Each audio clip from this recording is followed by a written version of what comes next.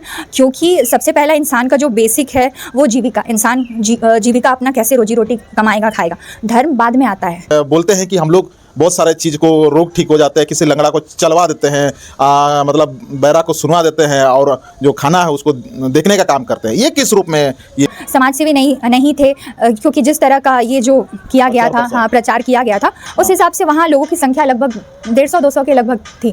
तो कहीं ना कहीं मतलब सीधा सीधा बात कह रही है कि डिलिस्टिंग होने का लोग इसको समर्थन नहीं कर रहे हैं, ताकि भीड़ पे भी सवाल उठ रहे हैं और बड़े चेहरे जैसे पूर्व विधायक हो, चाहे वर्तमान विधायक हो, चाहे बड़े बड़े समाज सेवी, उनके साथ नहीं रहे। यही कहना चाह रही हूँ। जोहार पब्लिक एक्शन न्यूज में आप सभी को स्वागत है। अभी जो झारखंड में देख रहे हैं, शीतकालीन सत्र भी चालू हो रहा है, एक विधानसभा तरफ हम लोग देख रहे हैं। दूसरा हम लोग देख रहे हैं कि एक धर्मांतरण का बात किया जा रहा है, डिलिस्टिंग का बात किया जा रहा है। कल यहाँ राजभवन के सामने कुछ सरना केंद्रीय सरना समिति ने इसका आंदोलन या तो धरना प्रदर्शन किया, लेकिन उसका जवाब में ये देना चाहते हैं कि डिलिस्टिंग क्यों करना चाहिए, डिलिस्टिंग करने से क्या होगा, डिलिस्टिंग करना एक बेईमानी होगा, डिलिस्टिंग करना एक बेकार की बातें हैं, इस प्रकार का कह रही है। क्या बोलेंगे? सबसे पहले तो कल को धरना प्रदर्शन हुआ था, उसको लेके क्या बोलना चाहेंगे? सभी को जोहार। देखिए, यहाँ जो डिलिस्टिंग का जो मांग है वो बिल्कुल फर्जी मांग है, असंवैधानिक मांग है। पहली बात तो डिलिस्टिंग होना ही नहीं चाहिए। जब लिस्टिंग धर्म के आधार पर नहीं हुआ है तो डिलिस्टिंग धर्म के आधार पर क्यों? अच्छा, तो ये बिल्कुल बेबुनियाद है। मतलब आपका कहना है कि आदिवासियों को धर्म कोड ही नहीं है तो फिर डिलिस्टिंग क्यों? जी बिल्कुल। यहाँ पे मतलब डिलिस्टिंग किस बेसिस पे ये लोग कर रहे हैं? सिर्फ यहाँ पे एक जो है कि ईसाई समुदाय को टारगेट किया जा रहा है कि धर्मांतरित ईसाई या ईसाई आदिवासियों का डिलिस्टिंग करना है। तो यहाँ पे साफ तौर पे जाहिर हो रहा है कि ये सिर्फ एक समाज को टारगेट करना, एक समुदाय को टारगेट करना चाहते हैं। अगर डिलिस्टिंग होगा तो इससे पूरे आदिवासी समाज को फ़र्क पड़ेगा, क्योंकि यहाँ पे सिर्फ बोला जाता है ईसाई समुदाय या धर्मांतरित ईसाइयों का डिलिस्टिंग होगा, लेकिन उसके साथ साथ जो अन्य धर्म, जो आदिवासी अन्य धर्मों में भी गए हैं उसका भी डिलिस्टिंग होना चाहिए। जैसे कि हिंदू हो गया, कुछ इस्लाम में है, कुछ बौद्ध में है, कुछ सिख में है। तो इस तरह से जो है पूरा आदिवासी समाज पर इसका प्रभाव पड़ेगा और खमियाजा भुगतना पड़ेगा। अच्छा, ये जो डिलिस्टिंग का बात कर रहे हैं, आप लोग को ये बोल रहे हैं कि आप लोग अगर स्वेच्छा से आप लोग क्रिश्चियन धर्म अपना लिए, यानी कि आप लोग आपको नहीं बोल रहे हैं, मतलब जो क्रिश्चियन धर्म अपना लिए हैं, अगर वो लोग चाह रहे हैं कि हम आदिवासी समाज से अलग हो गए हैं तो फिर आरक्षण का जो मांग है तो आप लोग बोल दीजिए कि हम लोग आरक्षण नहीं लेंगे। जी देखिए, पहली बात तो ईसाई आदिवासी है, हम लोग सब आदिवासी शुरू से ही। देखिए, जो आदिवासी है वो धर्म के आधार पर आदिवासियों को नहीं रखा गया है। जो अनुसूचित जनजाति का जो 1950 में जो रखा गया है, उसमें जो आदिवासी हैं उन धर्म कोई मापदंड नहीं है। तो धर्म अलग हो जाने से है ऐसा नहीं है कि वो आदिवासी नहीं है, हम सभी आदिवासी है। और रही बात की आरक्षण की बात, तो आरक्षण धर्म के बेसिस पे नहीं दिया गया है। क्या बेसिस पे दिया गया है? देखिए, आरक्षण जो है, जो आदिवासी समाज को, जो उसका सामाजिक जो आर्थिक पिछड़ापन है, या फिर जो आदिवासी है वो एक समुदाय है, नस्लीय समुदाय है, तो उसके आधार पर, उसके पिछड़ेपन के आधार पर या समाज की मुख्य धारा से जोड़ने के लिए उसको आरक्षण का लाभ दिया गया है। तो इस पे लोग गलत नैरेटिव लगाते हैं कि जो ईसाई हैं या धर्मांतरित ईसाई हैं वो आरक्षण का लाभ ले रहे हैं। ऐसा बिल्कुल नहीं है। देखिए, आरक्षण का लाभ लेने के लिए इंसान को सक्षम होना पड़ता है। ऐसा नहीं है कि आरक्षण सबके लिए दिया गया है। आदिवासी में सभी के लिए आरक्षण दिया गया है, तो उसमें से जो सरना आदिवासी हैं, जो ईसाई आदिवासी हैं, सबको उसका लाभ लेना है तो उसके लिए पहले सक्षम बनना होगा, पढ़ना लिखना होगा, तभी हम उस चीज़ का लाभ ले पाएंगे ना। तो खाली बोलने से नहीं होता है कि ईसाई जो है वो माइनॉरिटी का लाभ ले रहे हैं या फिर आरक्षण खा रहे हैं, ऐसा बिल्कुल नहीं है। मतलब आपका कहना है कि आप अगर आदिवासी हैं, फिर आप आदिवासी होने से ही आरक्षण आपको नहीं मिलेगा। आदिवासी होने के साथ मतलब डॉक्टर के लिए आरक्षण बना हुआ है, तो डॉक्टर बनने के लिए आपको पढ़ना पड़ेगा, ये कह रहे हैं आप? जी बिल्कुल, मेहनत करना होगा। क्योंकि देखिए, हम भी आज आरक्षण होते हुए भी आज हम क्यों सरकारी नौकरी का लाभ नहीं ले पाए हैं? क्योंकि उसके लिए हमको उतना मेरिट में लाना होगा, उतना कट ऑफ लाना होगा, तो ये चीज़ हम नहीं कर पाए। तो ये बोलना एकदम बेसलेस है कि कैसे मतलब आरक्षण दे दिया गया है तो मतलब सब कोई उस आरक्षण में फिट आएगा, ऐसा नहीं। उसके लिए हमको कैपेबल होना पड़ेगा ना, उसके लिए पढ़ना पड़ेगा। हाँ, तो जिस प्रकार से ये वो लोग बोल रहे हैं कि अनुसूचित जनजाति जो अभी आदिवासी लोगों को दिया गया है, मतलब आदिवासी स्टेटस जो हुआ अनुसूचित जनजाति उसमें कुर्मी लोग भी आना चाहते हैं, है ना। वो लोग बोल रहे हैं कि कुर्मी लोग भी ये सवाल कर रहे हैं, जो ईसाई बन गए हैं वो लोग को आप लोग सवाल नहीं कर रहे हैं, और जो अभी हम लोग आदिवासी बनना चाहते हैं हम लोग के लिए आप लोग लड़ाई लड़ रहे हैं। तो ये आदिवासी तो दोनों तरफ फिस रहे हैं ना, एक तरफ कुर्मी आने का बात कर रहे हैं और आप लोग जो है कि अनुसूचित जनजाति आदिवासी होते हुए आप लोग क्रिश्चियन धर्म तरफ चले जा रहे हैं। ये तो दोनों तरफ से आदिवासी में आघात हो रहा है। आदिवासी का सरना स्थल जो है उसमें कोई पूजा करने नहीं जा पा रहे हैं। आप जैसे क्रिश्चियन समुदाय लोग एक चर्च में पूजा पाठ करते हैं, अपना ये करते हैं, तो इसमें दोनों को एक कैसे रूप से देखा जा सकता है? दोनों अलग अलग हो रहा है ना। देखिए, जो आदिवासी हैं शुरू से ही आदिवासी रहे। हम लोग जो है, हमारे पूर्वजों ने ये व्यवस्था बनाई है, पूर्वजों ने जो दिया है, तो हम लोग उसी वंश से चला आ रहा है, आदिवासी है। ईसाई या धर्म तो बाद में आया, पहले तो आदिवासी आए ना, धर्म बाद में आया। तो ये लोग कहाँ से बोल दे रहे हैं कि धर्म के आधार पर ये लोग आदिवासी से हट जा रहे हैं, या वो आदिवासी नहीं, ये आदिवासी नहीं। और रही कुर्मी समाज की बात, तो उन्हें अनुसूचित जनजाति की सूची में नहीं डाला गया है। लोकुर कमेटी 1965 का जो मापदंड है उसमें वो नहीं, TRI रिपोर्ट ने भी उस चीज़ को खारिज कर दिया, उनकी मांग को, तो वो उसमें फिट नहीं होते हैं। लेकिन यहाँ ईसाइयों का उनसे तुलना करना गलत है, क्योंकि जो ईसाई है वो एक धर्म का मैटर है ना। क्योंकि आदिवासी समाज में देखिएगा अलग अलग धार्मिक स्वतंत्रता है, तो अलग अलग धर्म को मानने वाले लोग हैं। और जो कुर्मी समुदाय की बात हो रही है, तो उनका मैटर और हमारा मैटर बिल्कुल अलग है। तो अभी कल आप देख रहे होंगे, आप सोशल मीडिया देख रहे होंगे, न्यूज़ देख रहे होंगे, कल जिस प्रकार से यहाँ पे राजभवन के सामने में मतलब मुंडन करके वो लोग मांग कर रहे हैं कि ये मुंडन को किस रूप से आप देखते हैं? ये व्यक्ति जो मुंडन करा रहे हैं, ये जो आपका नाम तो अब जानेंगे, नाम बोलने का जरूरत नहीं है, तो वो मुंडन करा रही है, मतलब आदिवासियों को मतलब अनुसूचित जनजाति जो है उससे बाहर करो, डिलिस्टिंग करो बोल रही है, उसको बात को क्या देखते हैं आप?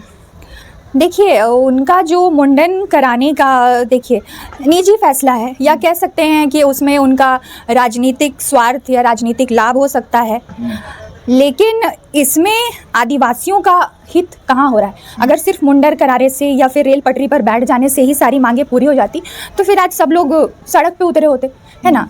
तो ये सारी चीज़ें मतलब समाज को भटकाने के लिए, है ना। सिर्फ ये सब एक राजनीतिक मुद्दा है, राजनीतिक षड्यंत्र है, और कुछ नहीं है। आदिवासियों का देखिए, विकास का बात नहीं हो रहा है।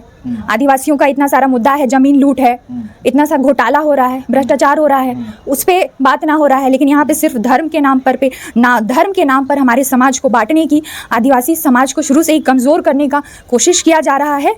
और अभी भी वही चीज़ें, लोगों को शांति बर्दाश्त नहीं होता। आदिवासी समाज जो शुरू से ही संगठित होकर रहा है, अपने जल जंगल ज़मीन के लिए लड़ता रहा है, तो ये चीज़ तभी हम लोग का अधिकार बचा है जब आदिवासी एक साथ संगठित था। और आज उसी चीज़ की वजह से, उस ताकत को कमज़ोर करने के लिए ये सारे जो है षड्यंत्र रचे जाते, ताकि आदिवासी समाज कमज़ोर हो जाए और आपस में ही ये लोग उलझे रहे, और अन्य जो विकास का जो मुद्दा है उस पर ध्यान ना दें। आप बड़ा आरोप लगा रहे हैं निशा भगत पर, यानी कि आपको उसका नाम बोलना पड़ रहा है, कि वो जब टारगेट करके बोल रही है कि इस मुद्दे, यानी कि अभी स्थानीय नीति लागू नहीं हुआ, नियोजन नीति लागू नहीं हुआ, छात्रवृत्ति लोगों को नहीं मिल रहा, मतलब युवाओं को नहीं मिल रहा है, और तमाम मुद्दे को भटकाने का ये प्रयास कर रहे हैं, इस प्रकार का आरोप लगा रही है। ये इसको आप कितना सही देखते हैं? आप लोग कमेंट करके बताइएगा। बाकी जो मान लिया नेता बनना चाह रहे हैं, कि सामाजिक अगुवा बनना चाह रहे हैं, ये तो हम लोग आने वाला दिन में देखेंगे, कि हो सकता है टिकट लेने का ये में फेरा में है, यानी कि आदमी लोग को आकर्षित करने का फेरा में है। किस फेरा में ये जो मुंडन करवाई है, ये आने वाला विधानसभा चुनाव 29 तक वो फैसला हो जाएगा अपने आप, जब टिकट मांगने का प्रयास जब करेगा तो। अच्छा, हम लोग देखते हैं कि अभी बहुत सारी चीज़ें हैं, निशा भगत हो चाहे बहुत सारी चीज़ें हैं आदिवासियों को, जो ये वो अब सरना धर्म कोड अगर मिलता है आदिवासियों को, इसको आप किस रूप में देखेंगे? देखिए, सरना धर्म कोड मिलना चाहिए, और हम लोग अभी उस चीज़ का पूरे आदिवासी समाज को एकजुट होना होगा इस मांग के लिए, क्योंकि अभी देखिए आदिवासी समाज बढ़ जा रहा है ना। अभी सरना ईसाई आपस में लड़ रहे हैं। अभी कुर्मी जो आदिवासी बनने की मांग कर रहे थे, उसके विरोध में पूरा आदिवासी समाज एक साथ उसका विरोध कर रहा था। जब समाज पे खतरा आया तो आदिवासी समाज एकजुट हो गया। तो लेकिन अभी हम लोग आपस में लड़ रहे हैं, और अभी मेन चीज़ जो ध्यान देना है वो है कि एक धर्म कॉलम, क्योंकि जनगणना जो होने वाला है उसके पहले है कि धर्म कॉलम मिल जाना चाहिए। तो उस चीज़ पे ध्यान ना देके ये सिर्फ हम लोग को मुद्दा से भटकाने का जो है यहाँ पर काम हो रहा है, तो उस चीज़ पे ध्यान नहीं देना है। अभी मेन जो है कि देखिए, भारत में लगभग 700 से अधिक जनजातियां हैं, और सब अलग अलग मतलब मतलब राज्यों में अलग अलग धर्म को मानते हैं, तो सबको एक रिलीजियस कॉलम में फिट करना, ये चीज़ के लिए तो केंद्र सरकार को विचार करना होगा, और इसके लिए देश के सभी आदिवासियों को, संगठनों को एकजुट होना होगा, तभी ये हो पाएगा।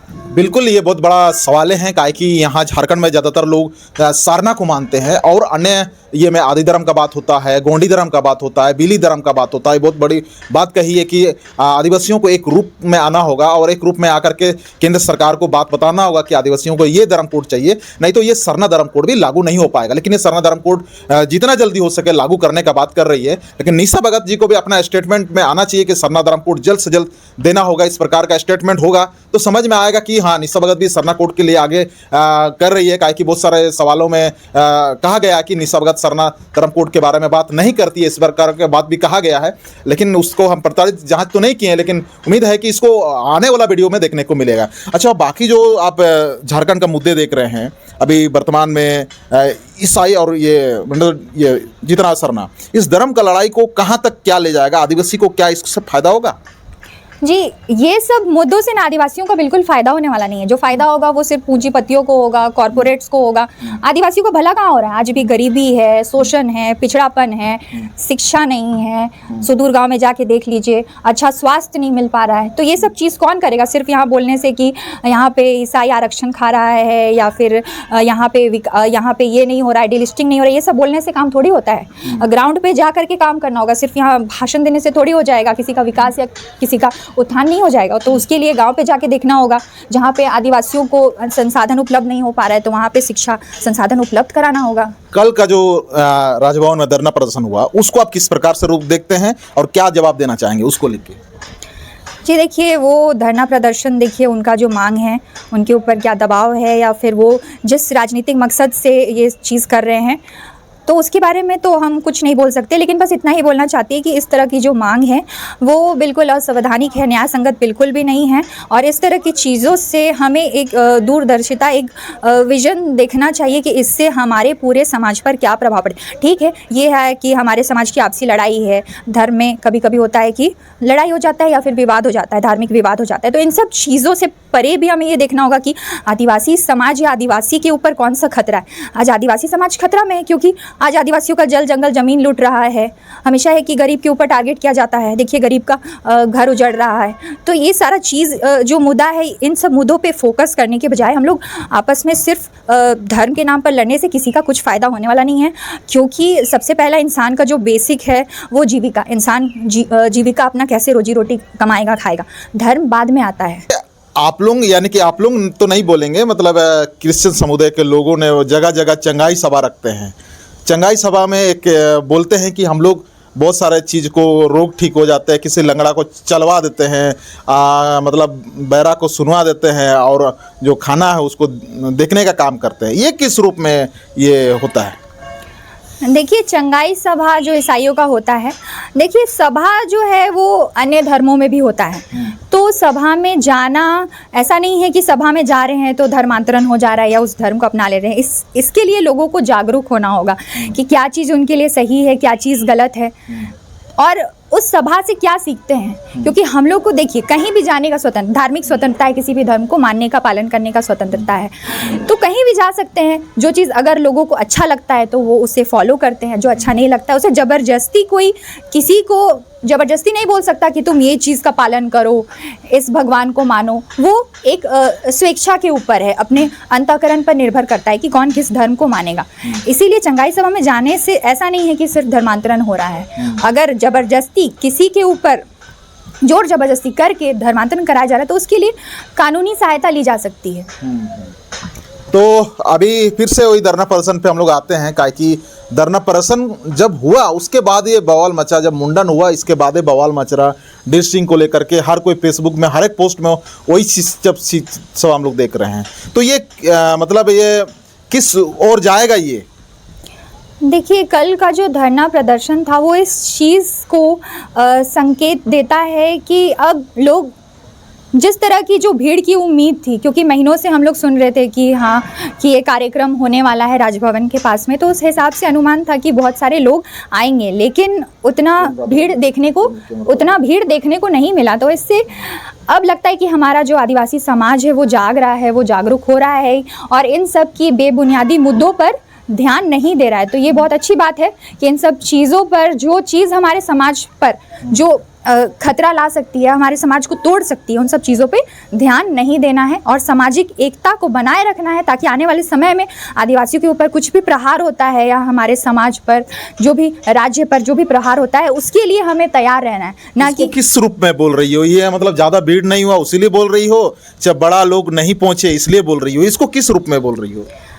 हाँ, देखिए, कुछ मुख्य चेहरे नहीं थे या फिर समाज सेवी नहीं थे, क्योंकि जिस तरह का ये जो किया गया था, हाँ, प्रचार किया गया था, उस हिसाब से वहाँ लोगों की संख्या लगभग 150-200 के लगभग थी।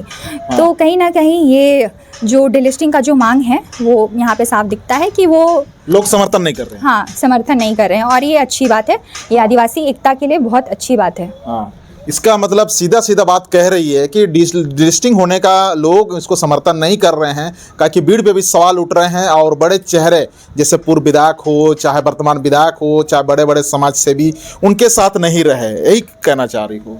हाँ जी। तो चलिए, अंतिम सब ज़्यादा बात ना करते हुए आगे आपको समाज को एक संदेश दीजिए, आदिवासी समाज को, चाहे जो भी है, एक संदेश आपके तरफ से रहे। देखिए, जो हमारा झारखंड राज्य जो मिला है वो हमारे पूर्वजों का बलिदान का ही आज परिणाम है कि हमें अलग झारखंड राज्य मिला है और यहाँ पे जो आदिवासी बहुल क्षेत्र है, तो आदिवासियों के विकास के लिए, आदिवासियों के लिए ये राज्य दिया गया है। तो यहाँ भी जो भी आदिवासी ही नहीं, जो मूलवासी यहाँ रहते हैं, हम सबको ये संकल्प लेना है कि अपने समाज को या अपने राज्य को कैसे आगे बढ़ाएं, इसको विकास की दिशा में ले जाए, क्योंकि हमारा झारखंड जो है वो अभी भी पिछड़ा है। अगर बाकी राज्यों से तुलना की जाए तो हमारा झारखंड आज भी कहीं ना कहीं पीछे है, चाहे कितना भी ये प्राकृतिक संपदा में, खनिज संपदा में ये 40% जो खनिज संपदा में धनी क्यों ना हो, लेकिन उसका जो दोहन हो रहा है हमारे यहाँ, तो उस चीज़ के बावजूद हमारा झारखंड आज भी पिछड़ा है।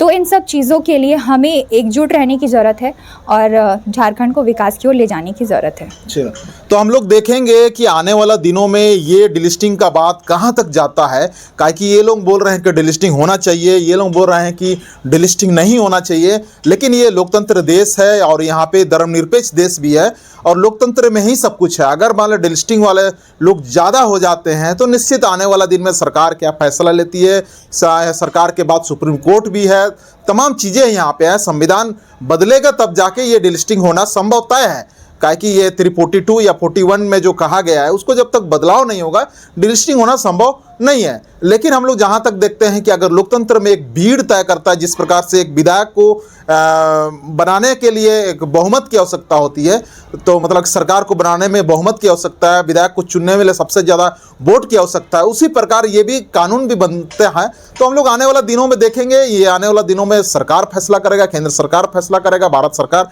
फैसला करेगा, लेकिन उन पर हम लोग छोड़ते हैं। लेकिन इधर कभी यानी कि पक्ष विपक्ष का दोनों तरफ का वीडियो आप ये पब्लिक एक्शन न्यूज़ में आएगा और आने वाला दिन भी इस प्रकार से आते रहेगा। आप लोग मुलाकात कीजिए, आप लोग कमेंट कीजिए कि हमको अगर कुछ बोलना है, प्रतिक्रिया देना है तो नीचे कमेंट में जरूर कमेंट कीजिए और कमेंट के माध्यम से हम आप लोग को संपर्क करेंगे। और आने वाला दिन में उम्मीद करते हैं कि इस वीडियो आप लोग जन जन तक शेयर करें, सभी जगह पहुँचे। और बाकी हम लोग अगला वीडियो में मुलाकात करके चैनल को सब्सक्राइब करते हुए आगे बढ़े। जोहार, धन्यवाद।